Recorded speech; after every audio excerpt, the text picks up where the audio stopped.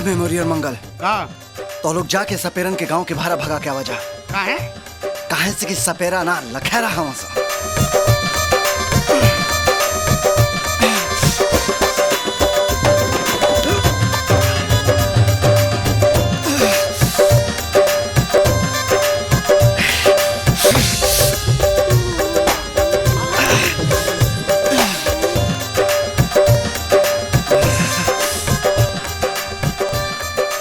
चारों तब बरसाती मेघा नियर हमरा से पहले केचुल छोड़े लगना सा।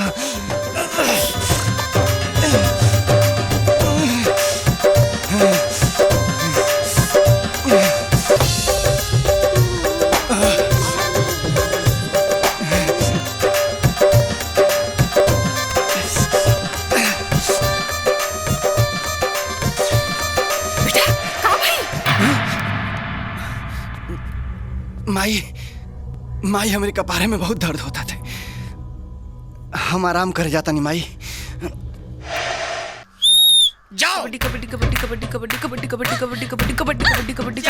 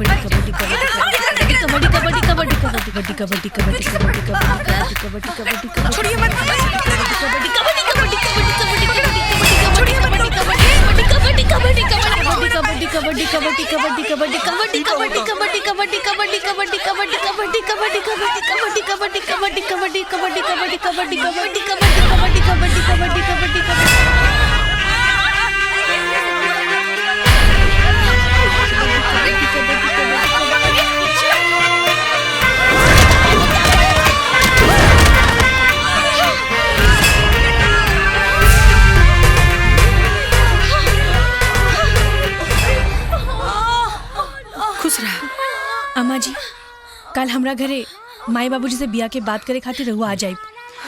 माई हम इनका के छोड़ के होता नहीं। हाँ। चलो